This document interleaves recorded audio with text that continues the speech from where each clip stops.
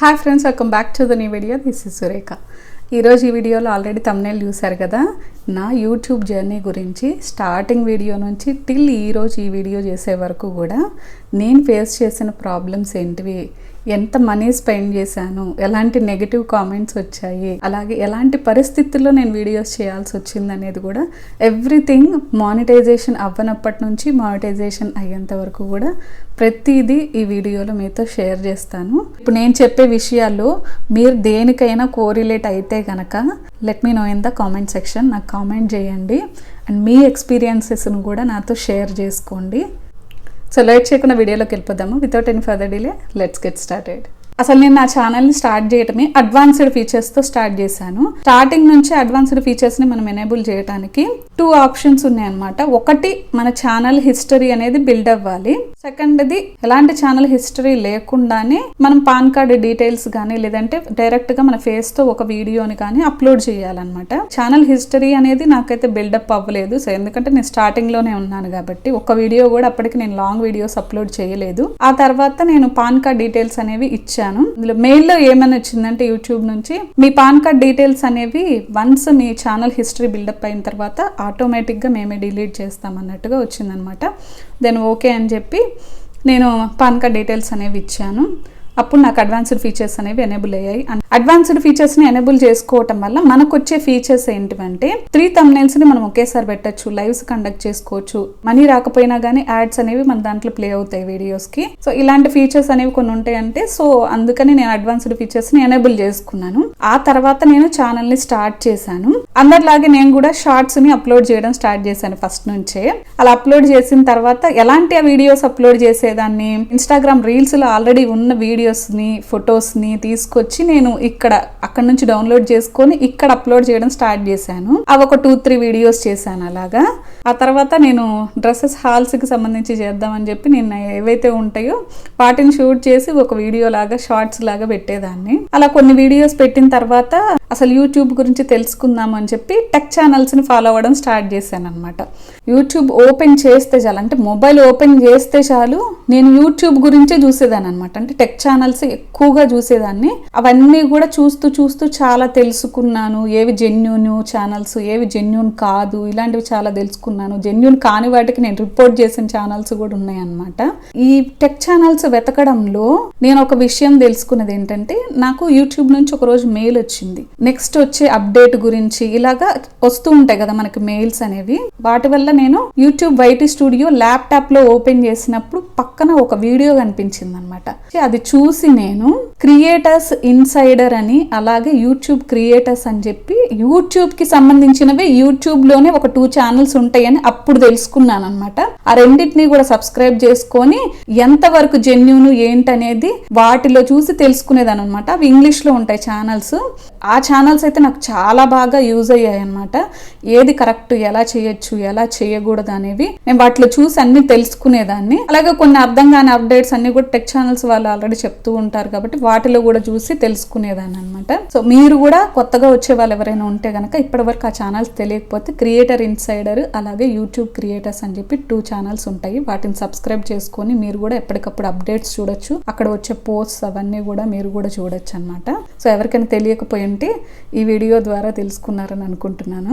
ఎలా videos upload చేసుకోవాలి, ఏ కంటెంట్తో వీడియోస్ చేయాలి, మిక్స్డ్ కంటెంట్ చెయ్యొచ్చా చేయకూడదా, ఇలాంటివన్నీ కూడా తెలుసుకున్నాను అనమాట. దాని నుంచి ఈ వీడియోస్ని డిలీట్ చేసేసాను. ఆ తర్వాత ఒక రోజు ఏం చేశానంటే, వర్షం పడుతుంది మా ఇంటి ముందు. ఆ వర్షాన్ని నేను షూట్ చేసి షార్ట్ లాగా అప్లోడ్ చేశాను అనమాట. మళ్ళీ తెలుసుకున్న విషయం ఏంటంటే, మన వాయిస్ ఓవర్ ఏమీ లేకుండా, మన ప్రమేయం లేకుండా నేచర్ కి సంబంధించినవి కానీ ఇలాంటి వీడియోస్ ఏవి కూడా అప్లోడ్ చేయకూడదు. ఒకవేళ చేసినా కానీ మన వాయిస్ ఓవర్ అనేది కంపల్సరీ ఉండాలి. ఇట్ మైట్ బి రీయూజ్డ్ అని చెప్పి తెలుసుకున్నాను. ఆ తర్వాత ఆ వీడియోస్ కూడా నేను డిలీట్ చేశాను. ప్రొడక్ట్స్ రివ్యూస్కి సంబంధించిన వీడియోస్ చేద్దామని డిసైడ్ అయ్యాను అనమాట. ఇడ్లీ కుక్కర్ అని, నేను నా ఫోన్కి సంబంధించిన వీడియోస్ అన్ని ఇట్లా అప్లోడ్ చేశాను. అవి కూడా అప్లోడ్ చేసిన తర్వాత ఒక లాంగ్ వీడియో అనేది షూట్ చేశాను ఒకనొక టైంలో. ఫస్ట్ లాంగ్ వీడియో అసలు యూట్యూబ్లో స్టార్ట్ అయ్యేటప్పుడు ఎలా ఉంటుంది, మన ఎక్స్పీరియన్సెస్ ఏంటి, మన కష్టాలు ఏంటి, మనం కెమెరా వైపు చూడటం ఎలా అలవాటు చేసుకోవాలి, ఇలాగా నేను ఒక వీడియో చేశాను అనమాట. కొత్త యూట్యూబర్ కష్టాలని చెప్పి ఆ వీడియో చేసిన తర్వాత వాట్సాప్లో మా ఫ్యామిలీ మెంబర్స్కే నా వీడియోని షేర్ చేశాను అనమాట, సబ్స్క్రైబ్ చేసుకోమని చెప్పి. అప్పటి నుంచి ఏ వీడియో పెట్టినా కానీ వాళ్ళకి షేర్ చేస్తూ ఉండేదాని అనమాట, వ్యూస్ కోసం అని చెప్పి. మరి ప్రోడక్ట్ రివ్యూస్కి సంబంధించిన వీడియో స్టార్ట్ చేయాలి కదా లాంగ్ వీడియోస్లో అని చెప్పి మా అన్నయ్య వాళ్ళ కోసం ఒక వ్యాక్యూమ్ క్లీనర్ తెప్పించాను అనమాట. నేను జస్ట్ దాన్ని రివ్యూ చేసుకొని వీడియో తీసిన తర్వాత ఇస్తానని చెప్పి తెచ్చుకున్నాను. ఫస్ట్ టైం అప్పుడు ట్రైపాడ్ కూడా పర్చేస్ చేశాను ఆ వీడియో కోసం, నేను సెకండ్ వీడియో కోసం. దాని కింద ఒకళ్ళు కామెంట్ చేశారు ప్రోడక్ట్ లింక్ ఇవ్వమని. ప్రోడక్ట్ లింక్ ఇవ్వాలి అంటే నేను నార్మల్ లింక్ ఇస్తే కుదరదు, నాకు ఎంతో కొంత మనీ గెయిన్ అవ్వాలి కదా, ఇప్పటి నుంచి మనం చేసేది కూడా ప్రోడక్ట్ రివ్యూసే కదా అని చెప్పి అమెజాన్ అసోసియేట్ లింక్స్ ఎలా ఇవ్వాలి, ఆ అకౌంట్ ని ఎలా క్రియేట్ చేసుకోవాలి అని చెప్పి ఒక రోజంతా సెర్చ్ చేసి ఒక పూటంతా కూర్చొని అమెజాన్ అసోసియేట్ అకౌంట్ ఫైనల్ గా క్రియేట్ చేశాను. అది ఎన్నో వీడియోస్ కి కాదు, ఒక్క వీడియోకే చేశాను. అది ఒక వీడియో కోసమే చేశాను అంతే. ఆ తర్వాత వన్ ఫైన్ డే నేను రియలైజ్ అయ్యాను అనమాట, అసలు నేను చేసేదే ఎందుకు చెప్పకూడదు, నేను ఎలాగో ఎడిటింగ్ చేస్తున్నాను కదా దీని గురించి ఎందుకు చెప్పకూడదు. మనం కంటెంట్ కోసం ఎన్ని రోజులు ఇట్లాగా ప్రొడక్ట్స్ అనేవి కొంటూ ఉంటాము, అంటే మనం కంటెంట్ చెయ్యాలంటే నేను మనీ ఇన్వెస్ట్ చెయ్యాలా అని డౌట్ వచ్చి ఇంకప్పటి నుంచి నేను ఎడిటింగ్ సైడ్ సంబంధించి నేను వీడియోస్ చెయ్యాలి అని చెప్పి డిసైడ్ అయ్యాను. అంటే నా ఛానల్ నీష్ అనేది నేను ఆ రోజు డిసైడ్ అయ్యాను అనమాట. అందులో ఏవేవైతే ఉంటాయో, సో బిగినర్ లెవెల్లో మనం ఏవైతే చెప్పచ్చో అవన్నీ కూడా నేను వీడియోస్ చెయ్యాలి అని డిసైడ్ అయ్యాను. ఇంకా నాదది నా కంటెంట్ ఫిక్స్ అయిన తర్వాత ఫస్ట్ వీడియో కదా, నేను ఏం చేశానంటే చిన్న క్లిప్స్ లాగా ఎడిట్ చేసుకున్నాను అనమాట. ఎందుకంటే ఒక ఎడిటింగ్ ట్యూటోరియల్ అంటే ఒకదాని గురించి ఉండదు, చాలా వాటి గురించి పార్ట్స్ గా ఎక్స్ప్లెయిన్ చేయాల్సి ఉంటుంది. కాబట్టి ప్రతిది కూడా చిన్నగా ఎడిట్ చేసుకున్నాను అనమాట. నేను మళ్ళీ వాటిని ఎక్స్పోర్ట్ చేసుకొని క్లబ్ చేసుకున్నాను అనమాట. సో ఇంత చేసినప్పుడు నాకు అందులో ఉండే ప్రాజెక్ట్స్ అన్ని కూడా 100 ప్రాజెక్ట్స్ VN లో ఉన్నవన్నీ అయిపోతాయేమో అని భయం వేసి నేనేం చేశాను, VN Pro సబ్స్క్రిప్షన్ తీసుకుంటే గనక మనకి ఇయర్ మొత్తం వస్తుంది, మనకి ఇంకా అడ్వాన్స్డ్ ఫీచర్స్ కూడా అందులోవి చాలా వస్తాయి. నానా తిప్పలు పడి క్రెడిట్ కార్డు ద్వారా దాన్ని సబ్స్క్రైబ్ చేసుకున్నాను అనమాట. కానీ నాకైతే అది ఏం యూజ్ అవ్వలేదు, ఎందుకంటే దాన్ని ఆటో పేలోకి వెళ్ళిపోయింది అనమాట. అది మళ్ళీ అమౌంట్ అనేది కట్ అయింది అనమాట. నేను ఇంకా తర్వాత దాని సబ్స్క్రిప్షన్ అనేది తీసేశాను. బిగినింగ్ స్టేజ్ లో ఉన్న వాళ్ళకి యూట్యూబ్ లో ఎలాంటి సబ్స్క్రిప్షన్స్ తీసుకోని అవసరం లేదు, సింపుల్ గా ఎడిట్ చేసే యాప్స్ వెబ్సైట్స్ కూడా చాలా ఉన్నాయి, వాటిని యూజ్ చేయండి. అండ్ అలాగే మధ్యలో నేను కొన్ని కోర్సులు కూడా తీసుకున్నాను అనమాట. ఆ కోర్సెస్ వల్ల కూడా ఎలాంటి యూజ్ అయితే లేదు. నేను అడోబ్ ప్రీమియర్ ప్రో కి సంబంధించి తీసుకున్నాను. ఒక 15 డేస్ ఒక్కటే వీడియో చేశాను అనమాట. నేను ఒక వారం మొత్తం స్క్రీన్ రికార్డింగ్ చేసుకున్నాను. స్క్రీన్ రికార్డింగ్ చేసింది మళ్ళీ ఎడిటింగ్ కూడా చేశాను అనమాట. చేసిన తర్వాత ఇంకా నా మొబైల్లో స్పేస్ లేదు, మొత్తం ఉన్న 128 GB మొత్తం కూడా ఫినిష్ అయిపోయింది.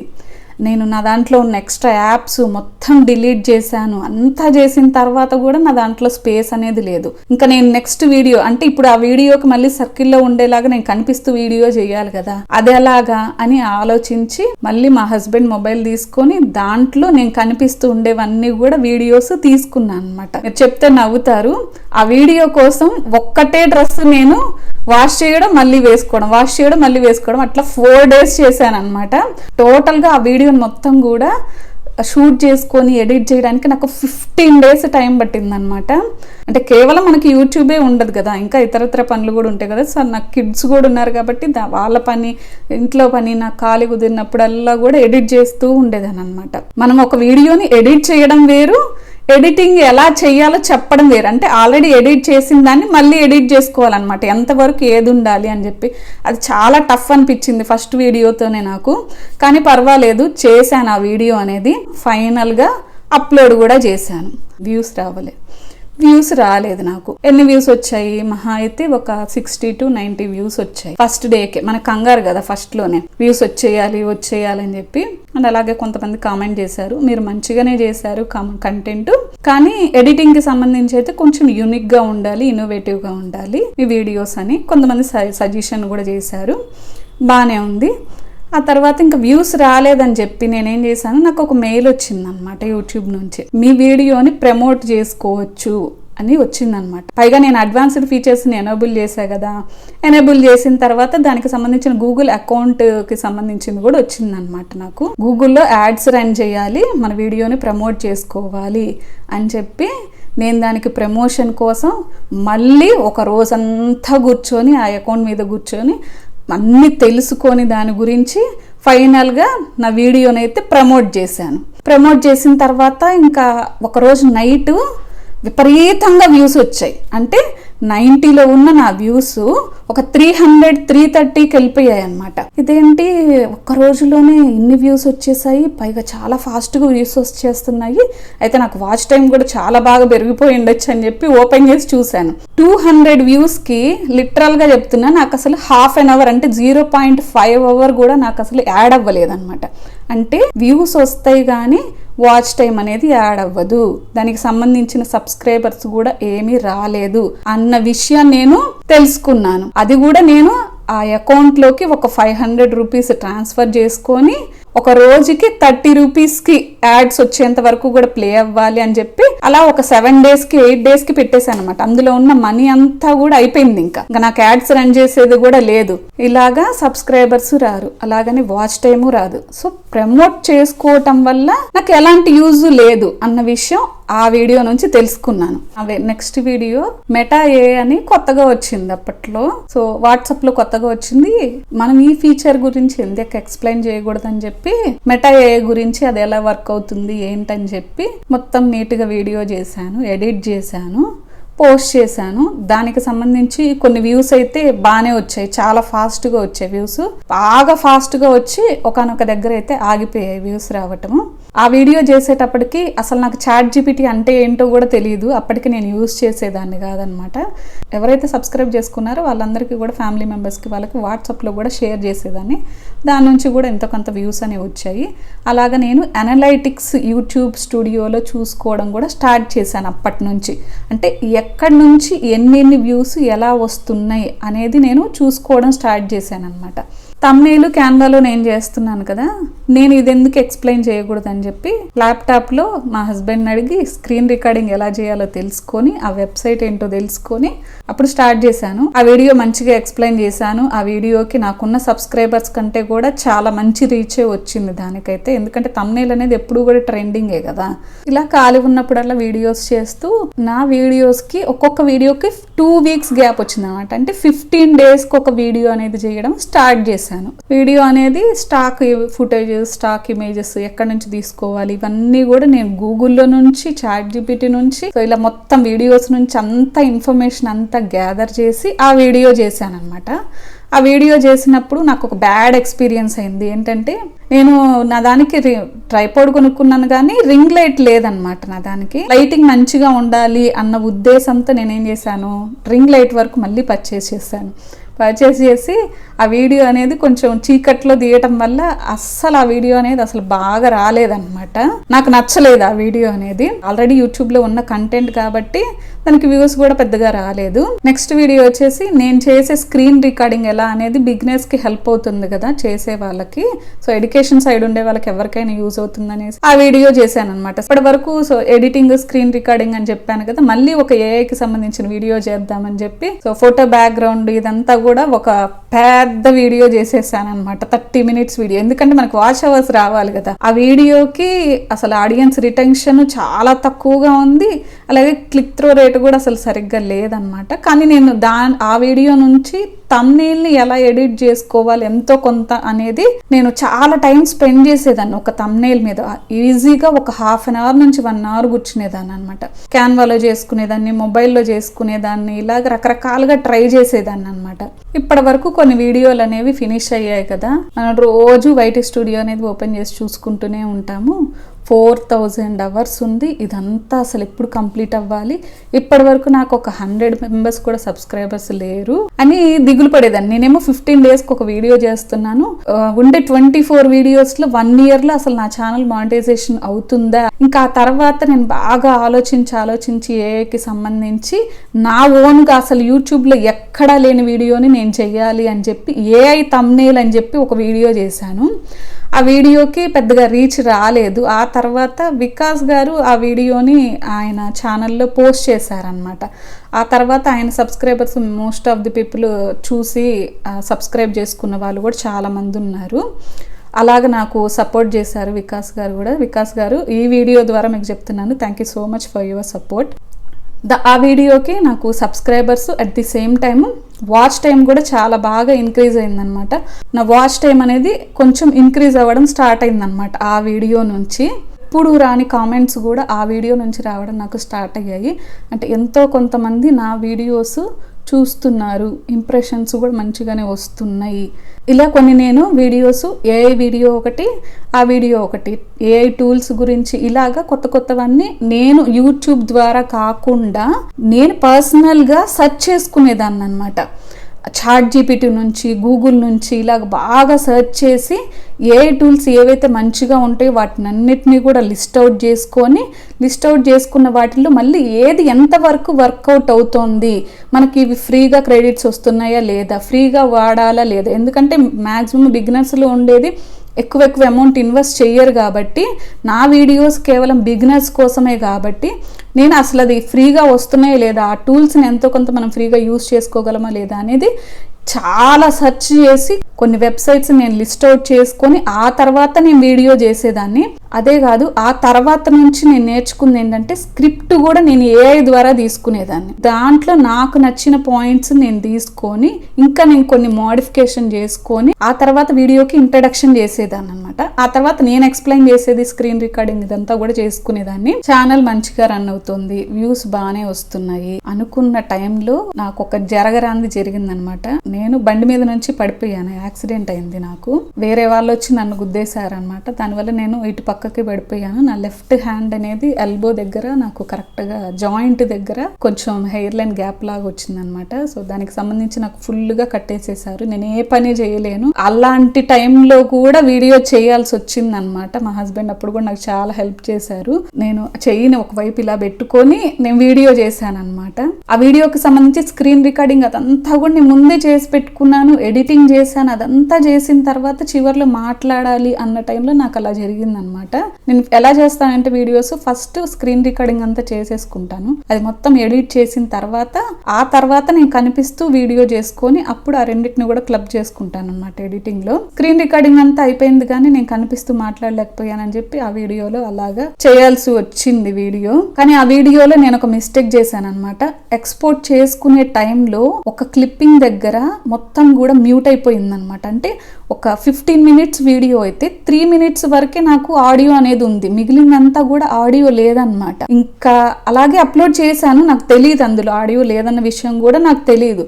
అప్లోడ్ చేసిన తర్వాత సబ్స్క్రైబర్స్ ఉంటారు కదా, వాళ్ళు ఒకళ్ళు మెసేజ్ చేశారనమాట. మీరు చేసిన వీడియో బాగుంది, మీ ఐడియా బాగుంది, కానీ సగం వరకే వచ్చింది, బెటర్ మీరు యూట్యూబ్ లో క్యాప్షన్స్ ఎలా చేయాలనేది మీరు ఇంకో వీడియో చేసి పెట్టండి అని మెసేజ్ చేశారనమాట. మేబీ వాళ్ళ మాట విన్న మంచిగా ఉండేమో.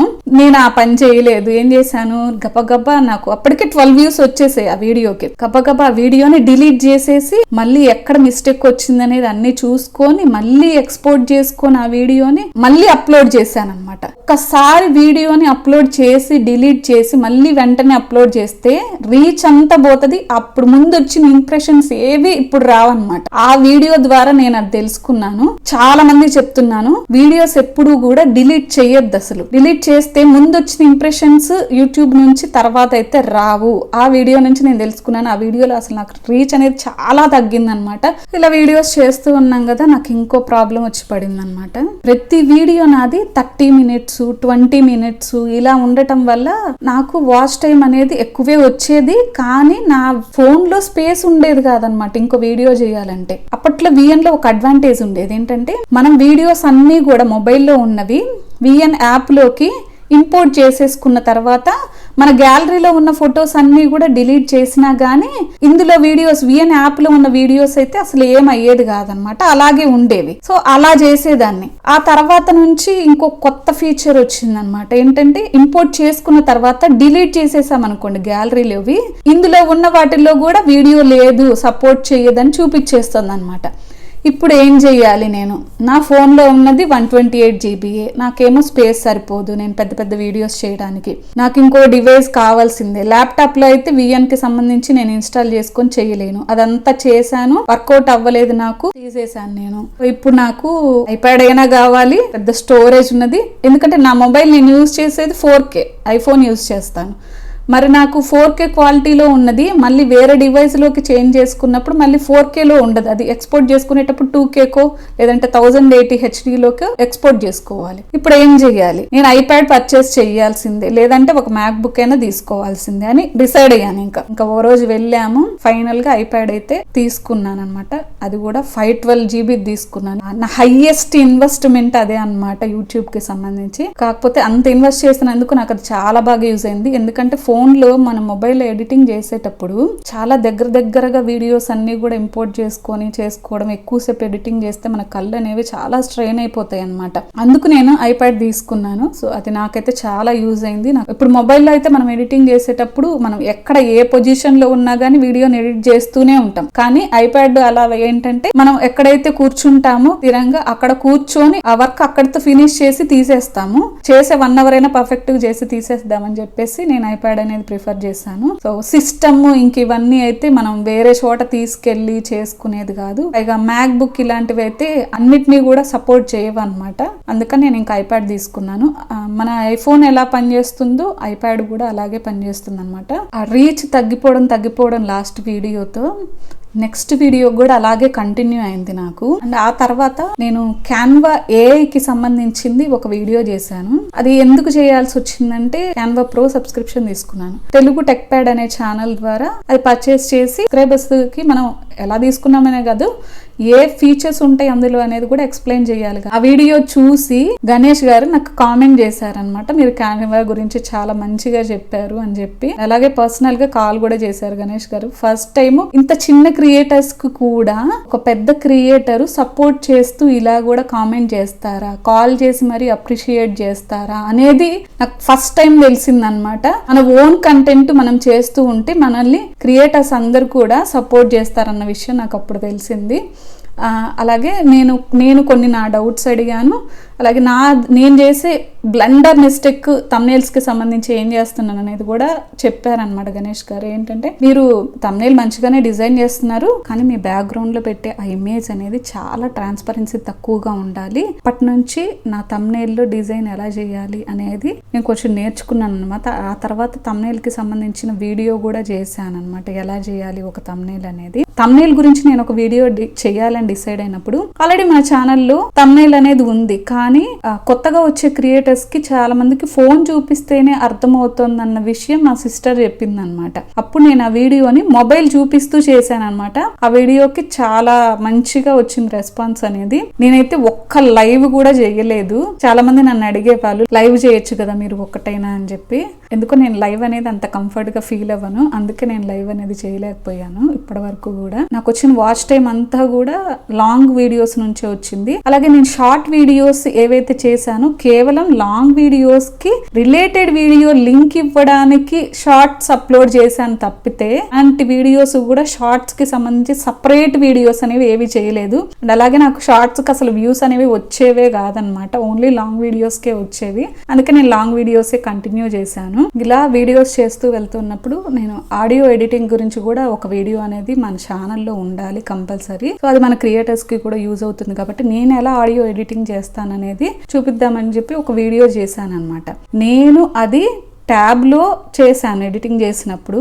అది చాలా బాగుంది అనమాట క్లారిటీ. కానీ వీడియో అనేది అప్లోడ్ చేసిన తర్వాత ఆ వీడియోకి కొంచెం ట్రిబుల్ అనేది ఇంక్రీజ్ అయ్యి అది చాలా సౌండ్ నాయిసీగా అనిపించింది అనమాట. కానీ అందులో ఉన్న కంటెంట్ ని తీసుకొని సబ్స్క్రైబ్ చేసుకున్న వాళ్ళు ఉన్నారు, నన్ను అర్థం చేసుకొని పాజిటివ్ గా కామెంట్ చేసిన వాళ్ళు కూడా ఉన్నారు. అట్ ది సేమ్ టైం నాకు ఆ వీడియోకి నెగిటివ్ కామెంట్స్ కూడా అలానే వచ్చాయి. మీ వీడియోనే బాగలేదు, మీరు మళ్ళీ ఆడియో గురించి చెప్తున్నారా, ఆడియో ఎడిటింగ్ గురించి చెప్తున్నారా అని చెప్పి. కానీ ఆ నెగిటివ్ కామెంట్స్ ని ఆ రోజు నేను తీసుకునే పరిస్థితిలో లేను. నాకు ఆ రోజు విపరీతమైన చికెన్ పాక్స్ వచ్చింది, నేను ఫీవర్ లో ఉన్నాను ఫుల్ గా. అలా నెగిటివ్ కామెంట్స్ వచ్చి అసలు వాళ్ళకి రిప్లై ఇచ్చే ఓపిక కూడా నాకు లేదనమాట. ఏవైతే నెగిటివ్ కామెంట్స్ ఉన్నాయో వాటిని డిలీట్ చేశాను ఆ రోజు. కొంతమందికి అయితే కొంచెం మంచిగా చెప్పిన వాళ్ళకైతే రిప్లై ఇచ్చాను, కానీ అసలు రిప్లై ఇవ్వలేకపోయాను. ఆ పరిస్థితిలో కూడా నేను రిప్లై ఇవ్వాల్సి వచ్చింది అనమాట. ఎందుకంటే ఆ వీడియో అనేది నాకు చాలా రీచ్ వచ్చింది. ఆడియో ఎడిటింగ్ వీడియో వల్లే నాకు మంచిగా సబ్స్క్రైబర్స్ వచ్చారు. అట్ ది సేమ్ టైం దాని వల్లే నా 4000 వాచ్ అవర్స్ కూడా కంప్లీట్ అయ్యాయి అనమాట.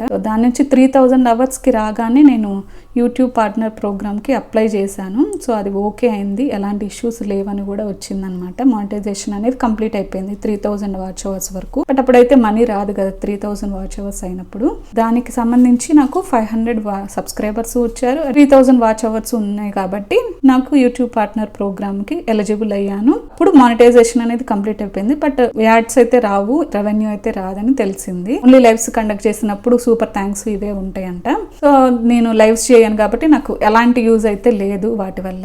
మరి నాకు చికెన్ పాక్స్ వచ్చింది కాబట్టి నేను వీడియో చేయలేను కదా. సో నేను వీడియో కనిపించకుండా చెయ్యాలి. సో స్టాక్ ఫుటేజెస్ అన్ని కూడా తీసుకొని కలెక్ట్ చేసుకొని ఆ పరిస్థితుల్లో కూడా ఎడిట్ చేసి మళ్ళీ నీట్ గా వాయిస్ ఓవర్ ఇచ్చి అప్లోడ్ చేశాను అనమాట వీడియో అనేది. ఆ వీడియోకి వచ్చిన వాచ్ టైం వల్ల ఇంకా నాది కంప్లీట్ మానిటైజేషన్ అయిపోయింది అనమాట. 4000 వాచ్ అవర్స్ కంప్లీట్ అయిపోయాయి.